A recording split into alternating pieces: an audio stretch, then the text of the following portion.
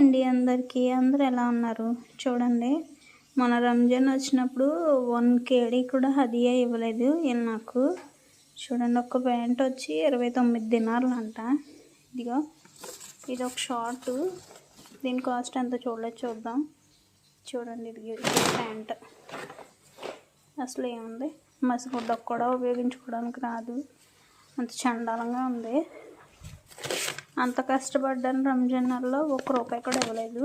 చూడండి, 29 దినార్లు అంటే ఇప్పుడు ఒక ప్యాంట్ వచ్చి ఏదో అరబ్బీలో రాసింది, మనకు అరబ్బీ రాదు కదా. ఇంకా ఈ బ్యాగ్లో ఏమన్నా చూడండి,